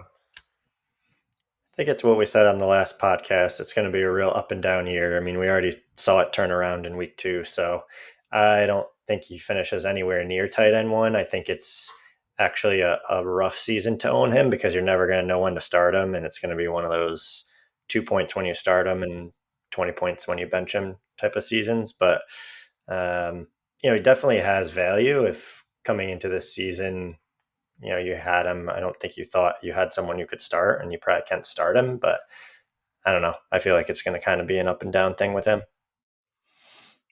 Yeah, that's my thinking as well. I think he's going to have big weeks, but to predict them is going to be nearly impossible unless there's an injury. So tough. I totally agree. But moving to someone who seemingly has more predictability, Brock Bowers is a tight end too on the year. Yeah, And love, just love, love Brock Bowers. love him. I mean, that's what you drafted him for. So He might already be the tight end one in Dynasty. Yeah. Like he's the target share that he's getting in producing and catching. He's got 15 out of 17 targets he's caught so far, which is crazy. He hasn't even got a touchdown yet as a tight end. So you give him a touchdown too, this guy's going to be dominating. Yeah, it's been crazy. I would be very excited if I owned him. Yeah. So yeah, that if you got him, bravo. Hunter Henry's the tight end 5, and I think started he's off stinking hot it up this. tonight. Yeah, he's thinking up. He started off hot, but then he kind of fell off. Yeah, it's like Joe was talking about earlier. If that offense, doesn't continue to do what it did the first 2 weeks, he's not going to. This is also the classic Hunter Henry experience. Yeah. He has a couple of big weeks early, get you excited, and disappoint you week after week after that. What about Mike Gesicki, who's the tight end 6, had a real big week last week. I think he went 7 for 9 targets. I actually ended up starting him, helped me get to a win, thank God, because I was desperate. But how are you guys feeling about Gesicki right now in the Cincinnati Bengals? Yeah, I've been intrigued with his usage, frankly. I mean, being at the game week 1, and a lot of us had the tight end called back. Touchdown, yeah, excuse me. a lot of us had money on Andre Yoshivas, and every time he was thrown like across the middle to someone who wasn't Chase, we're all like Yoshivas, and like 50% of the time or more, it ended up being Gesicki. Gesicki was just getting like targets, and last week, same thing. Last week he had an even better game, almost 100 yards. So, yeah. Yeah, he's someone who I'm keeping in the back of my mind as I'm like throwing together Bengals parlays and whatnot for the next like couple of weeks because he's getting like Very all the involved. T Higgins targets are going to him right Yeah. now. Yeah, Although maybe not this week because I feel like Jamar Chase is probably gonna Jim March's going to squeak a little squeak. bit. Yeah, Real big. yeah. and tight end's thin. So if you have someone who's getting that type of involvement from Joe Burrow, you got to be excited about it. And let's also remember, Gesicki had 1 year where he dominated. He had like a ton of targets, ton of yards. He's a physical freak. So um, I think there is merit to this. I think he could be a top 10 tight end. Obviously, getting in the back end top 10 isn't that hard. But if he's going to get even like 75% of that market share when T. Higgins come back, I think he'll be a real useful asset and someone who could probably stick around for a couple of years. Now on the surprisingly bad, these are guys that uh, are big names that we've all kind of invested in that haven't showed up yet. So starting off with Sam Laporta, everyone's tight end one going into this year after being the tight end one in his rookie year last year. It's the tight end 16 this year. And obviously he hasn't got any touchdowns yet, which was a big thing. I think he had 10 last year, but he only has 8 targets on the year. So how are you feeling about Laporta? I think it's the Jameson Williams, resurgence, and if that's going to continue, then Laporta's value is going to take a hit. Yeah, it's been a weirdly not good couple weeks for the Lions and Jared Goff and the whole offense, plus the Jameson Williams emergence. I'm not totally freaking out. I think he'll have his value this year, but it'll be significantly uh, less than we saw from him last year. So, but Yeah. probably a decent buy low, frankly, especially in Dynasty. If you can get him on the cheap after 2 bad weeks, that it might be worth kicking the tires. Where would you have him ranked real quick in the tight end rankings? Startup. In Dynasty. I'd still probably have him as like around. Would you Bowers like or top. Laporta? I would take Bowers. Would you go Tough call for me. Trey McBride or Laporta? I prefer McBride. Would you? Yeah, I think Laporta's value is definitely taking a hit. I still think he's a top 5 dynasty tight end, but yeah, I mean Bowers, I Right now definitely would probably take. What about Kincaid or Laporta? I think I'd take Laporta. I think I would take Laporta as well. Andrews or Laporta? Laporta. Okay, Yeah, so he's Laporta. like the tight end 3 then, we'll say. Yeah. So speaking of Kincaid, he's tight end 21, also off to a rough start, which is also shocking because you thought he was going to be peppered with targets because they didn't really have any true wide receivers. Again, only 6 targets on the year so far. How are you feeling about Kincaid? I feel like we talked about this before the season started a couple podcasts ago, and how those targets sometimes go to the running back instead of the tight end, and we're seeing that James Cook is having an incredible year. So I'd be a little worried if I was a Kincaid owner. I don't think he's going to finish as a top 5 tight end this year. I still think he holds a lot of value, but we've just seen it with Josh Allen. He likes to run, and now James Cook is also running a lot. So they just haven't had the passing offense that you need.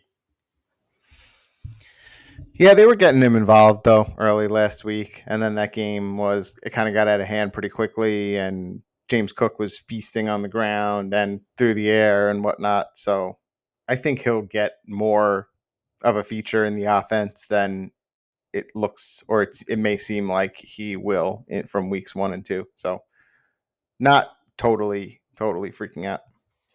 Yeah, I wouldn't be fully freaking out either. I think it's been weird games so far. You definitely want to see him more involved, but mostly I think there's a lot of season left to kind of play that one out. But what about finally Travis Kelce, the tight end 28 on the year? This one I have a little bit more concern about.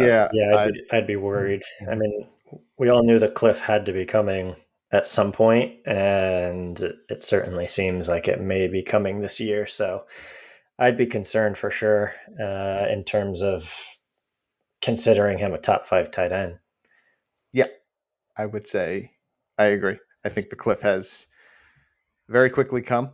And frankly, they have aspirations of trying to win another Super Bowl, and I don't think they're gonna kill Kelsey throughout the course of the year. I mean, granted, he's on the field a lot. Yeah. He's on the field more this year than he like in terms of like snap percentage than the last couple of years, but it's not really turning into target. So I don't know if he's not getting open, or if it's Mahomes is just targeting the other guys, or if it's an intentional like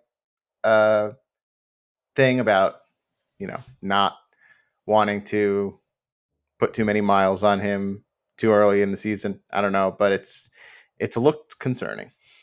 Yeah. He has not looked spry. I think is one way to put it, but. Yeah, I'm a little concerned there, and I don't really know what you do in Dynasty. It'd be hard to ship him off at this point. You got to kind of wait for a big game or two to kind of get that value back up if you can trade him away. You know that scene in Titanic when there's that like really old guy. I think it's like the action. Ironically, maybe not so ironically, I actually think it's like the ship's captain, and he goes in the room and he locks the door, and it's just like he's kind of like surrounded by glass and just like kind of standing there like holding onto the wheel, and like eventually all the water breaks in, and that's kind of how you feel like when you're holding Kelsey, a Kelsey owner in Dynasty, right? You're like you're just going down, like the You're windows are cracking, the water's about to like wash in and just take you out, and there's nothing you could possibly do. You just gotta go down. Oh man, it's a rough feeling. Well, that was our Dynasty debrief, and it was anything but brief. But anyway, we definitely got through a lot there. But I think we're going to get into our next segment. Joe, why don't you take it away? Yeah, so it's time to go into the Joey Bottles prop parlay and other potentially profitable pick kitchen for this week. But first, again, you guys may have heard from us or from last week's pod or the pod before that we recently partnered with BetStamp and Sign Up Expert, opening up an incredible opportunity for you to join some of our favorite sportbooks and get the best odds and new user offers. If you're into sports betting, which we all are, you have to understand that over the long term, getting the best of the number and having multiple outs to shop around is absolutely critical, especially when it comes to prop bets, where numbers can vary widely from place to place. And our dedicated page over at signupexpert.com/NSFW can help you do just that. Head over and you'll see a nice convenient list of all the sportsbooks available in your geographic region, along with unique sign-up offerings from each. And like I've always said, if you're going to place the bets anyway, why not get the best of the number? So if you guys want to take your sports betting game to the next level and also show the podcast some love and get some bonuses, get some free cash, and use them to place the bets that we're going to give you on this pod, you can go to signupexpert.com/NSFW and check out the options. And so now it's on to the segment, which for this week, so just quickly recapping last week, and I don't have it off the top of my head. I'm going to get it together for us going into next week's pod, but we should track our records and plus or minus units for the year on straight picks. And I don't know how exactly I want to track the parlays yet, because frankly, if I track units on same game parlays, I'm almost assuredly going to end up. Yeah, down. You know what? I don't put a full unit typically on parlays. But yeah. So we'll think about how we're going to track the parlays. But for straight plays, Dave and I both turned in profitable weeks. We'll get the exact numbers. I think I went 2-1 on 3 straight picks, and Dave had 2 or something like that. I was messing up a unit on my but a bigger. I think you had one like neighbors plus money. I had a couple plus money, but also I personally put like multiple units on the neighbors over yards, so that did help. Yeah. So we'll get records that next week. Hopefully, they will contain winners that we're about to give you. Yeah. So, Dave, you want to start, or you want me to kick us off? I'll jump in first because you got the chef cooking right there. I don't have any of that. Mine's all like microwavable meals. Let's go. I got a couple for you. I got even more than last week, so we'll see. This could be either really good or really bad. But first one thrown out there: C.J. Stroud under 260 passing yards. I got it -114 at FanDuel. He hasn't cracked it yet. He actually had 260 last week at Chicago and 230 against Indianapolis in week 1. And Minnesota actually has a pretty good defense. They shut down San Francisco from an offensive perspective.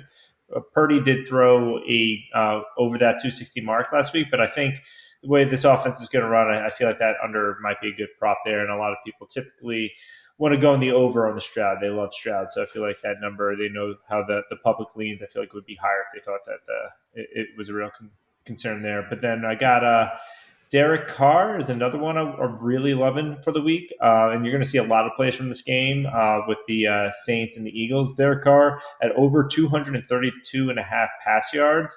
The Eagles secondary sucks. It's really bad. You saw it when Kirk Cousins won the game last week. And Derek Carr has been on fire with this new offensive scheme. So I think that's going to play very well. And with that, I think there's going to be, if he's going to have a lot of over on the pass yards, another player I'm highly invested in is Chris Olave, is over 61 and a half receiving yards, also at minus 114 on FanDuel.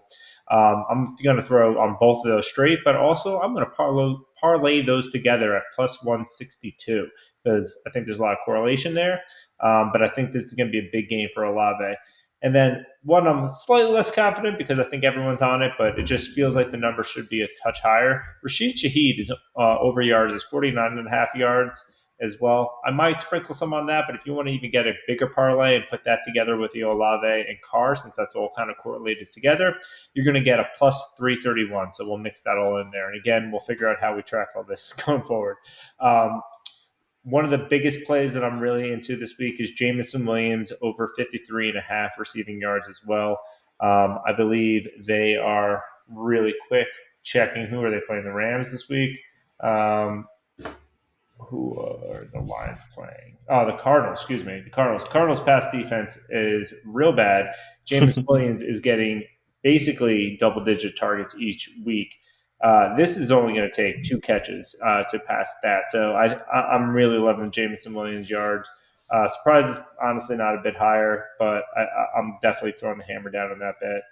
In the same game, because also the Lions secondary isn't as strong as its front line is. Marvin Harrison over 64 and a half yards. We saw him basically blow that up on one play last week. I think that could be a big play. And we've seen the Lions give up big yards to the number one receiver to receivers before. Cooper Kupp had 110 yards, and then Godwin last week had 117. So I think this is a good defense to exploit for the number one wide receiver. Also, in the same game, Kyler Murray over 30 and a half rush yards. He had 59 and 57 the first 2 weeks each week, and the Lions have, as I mentioned, a pretty fearsome front line. So I could see them flushing Murray out of the pocket, and he starts taking off. So I think he'll easily cross over that 30 and a half rush yard line. Brandon Ayuk, I mentioned before, his line actually on the week is 68 and a half. This is the game against the Rams. The Rams are just falling apart, but they have no Debo. They have no CMC. They may not have Kittle. I think this is a get-right game for Ayuk. They're going to feed him a ton of targets. And we also saw that Marvin Harrison Jr. put up 130 yards on him on this defense last week, and Jameson Williams had 121 yards on this defense last week. So Ayuk is a similar downfield threat. I think he's going to cross that threshold pretty easily. And finally, Brian Robinson Jr., over 53 and a half yards rushing. Seems low in this matchup real quick. They were playing the Bengals. Bengals D is not that strong. Ramondre just put up 120 yards last week at 4.8 yards per carry, and Pacheco put up 90 yards. Excuse me, that was week 1. And Pacheco last week at 4.7 yards a carry for 90 total yards rushing last week. If he averages even 4.5 yards a carry and only gets 12 carries, he's going to cross this threshold. That line seems very low for me, and I'm going to hammer that as well. Those are my picks. Take them if you believe in them. I know I do. Yeah, the ones that I like of yours specifically, Marvin Harrison, the Lions can be attacked through the air, and their rush defense is incredible. So I think that's a good look. And yeah, I'm hoping personally, as you guys will see in a minute with the same game parlay for, I will also be attacking that Saints Eagles game as an opportunity to hopefully exploit 2 offenses that have looked pretty solid and defenses that, from the Eagles specifically, you mentioned it, they have not looked very good. So I like the Kyler Murray over 30 and a half rush yards too. I feel like that's pretty low, and I could definitely see him hitting that. Yeah, because they do some design rushes, but I feel like a good amount of his come from when he gets flushed out of the pocket and he takes off. So the rush D is very strong for the Lions, but I don't think that's going to be that's against like design rushes and the running back. I don't think that's going to be the case for the Murray rush yards. All right, so for my 3 picks this week, I'm going to be going with first. I like to throw an under at you guys. Last week we threw Isaiah Likely under longest reception, and that came in. This week we're going to go with Quentin Johnson under 35.5 receiving yards. Frankly, this is just a play on the Chargers and the fact that they have rushed the ball for nearly 35 to 40 times a game the first 2 weeks. And my anticipation is that they will continue to rush the ball as much as they possibly can. They are playing against Pittsburgh this week in Pittsburgh. That's a very tough passing defense to get at to begin with. Justin Herbert is a little bit banged up. The total for the game is only 35.5. So I am predicting that this is a very, very heavily ground and pound slog type game. And I think we're probably getting a hair of value on the under with Quentin Johnson after last week's kind of big game. So Quentin Johnson under 35.5 receiving. Next, we're going to go to Amari Cooper over 47.5 yards receiving. Has not been a very good start to the season for Amari Cooper from a yardage perspective, but I think this is a great buy low opportunity for him. Had 8 and 9 targets the first 2 weeks. Had some unfortunate drops, but this week he plays against the Giants at home. I think it's a good get right spot for him and the whole team. And I like the opportunity if he's going to be getting, like I said, 8-ish targets a game. He's going to turn that into more than the 10 to 20 yards that he's only accumulated per game the first 2 weeks. So Amari Cooper over. And then for the third play, we're going to go to Monday night, which is Commanders at Bengals. That is Monday. Yeah, that is Monday night. Mm-hmm. And we're gonna go 2 plays. First, we're gonna go Brian Robinson over 11.5 receiving yards. And you'll see this with me throughout the course of this year, where a lot of times when I take a play and I like the logic and I like the thought and I watch the game, and Robinson had 3 targets last week against the Giants, and it was just a weird game. The team didn't score any touchdowns. But I like the thought process there, and I do think that Cincinnati will score points against this Commanders defense. Like I said, he had 5 targets in week 1, 3 targets last week, and I think it's a good matchup for pass catching back. So. And then I'm also taking Zach Moss over 51.5-ish rushing yards. I think you can get 49, 50. I saw 52 out there. It's in that range. We'll call it 51.5 because I thought that was the most widely available number. He's clearly number 1 back here. I do think this will be a positive game script for Cincinnati.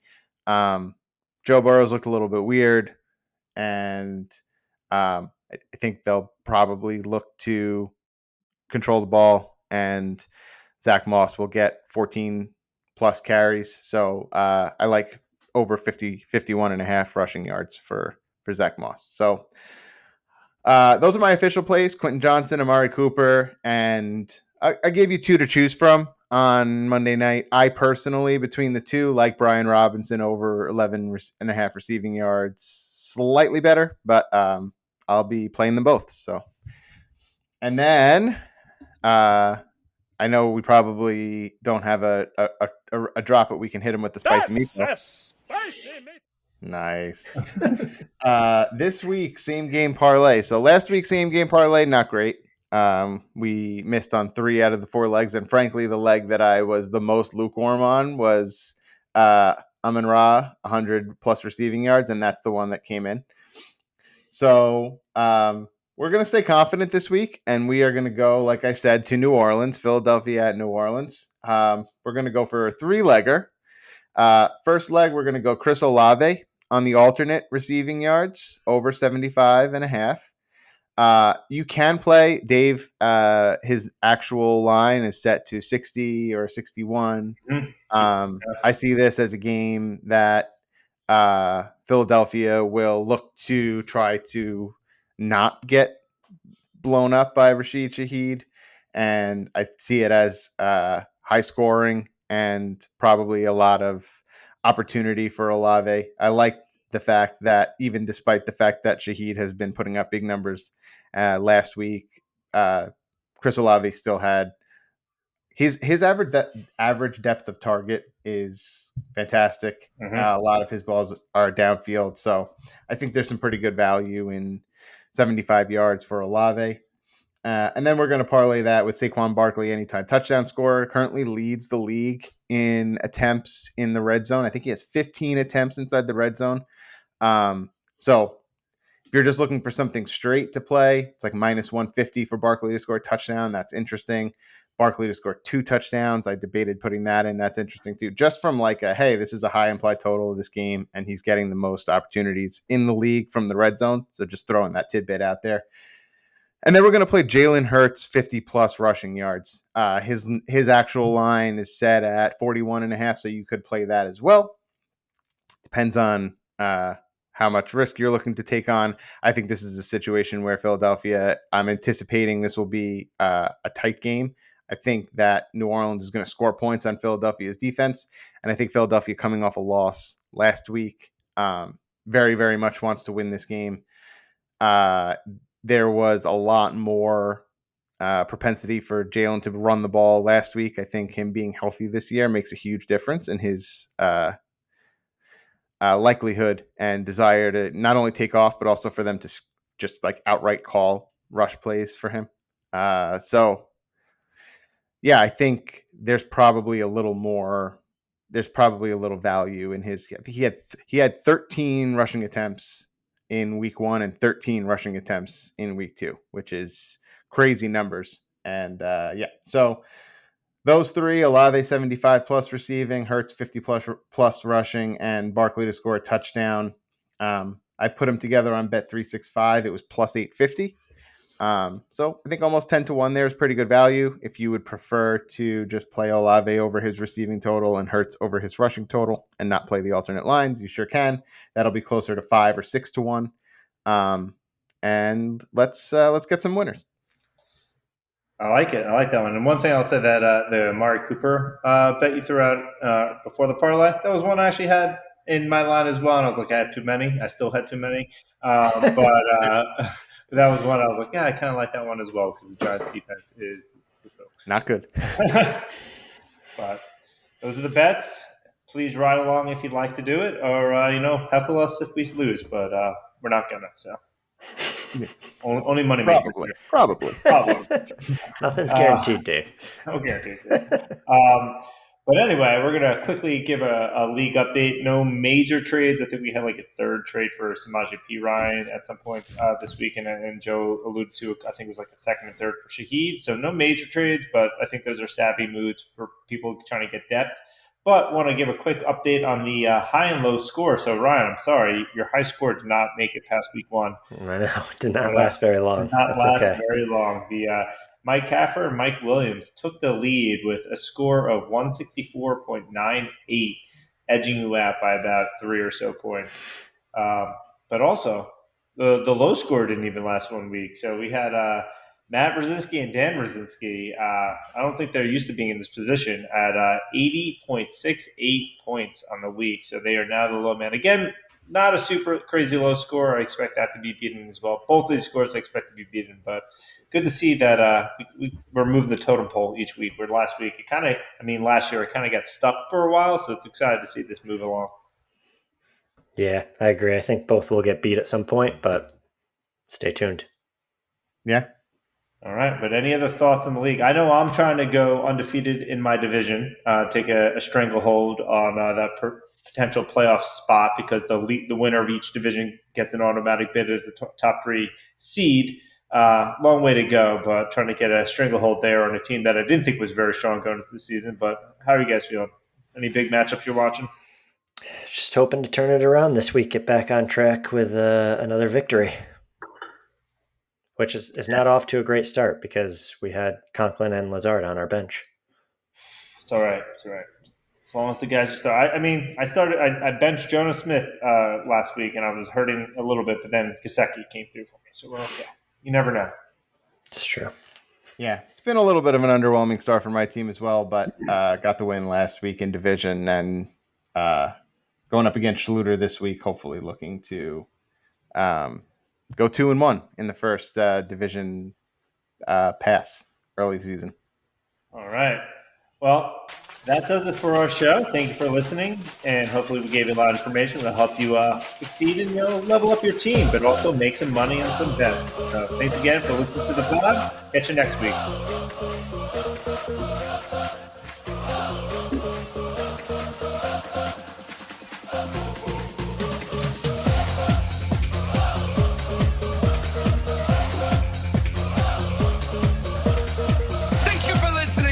Episode of the NSFW Dynasty podcast. Tune in next time.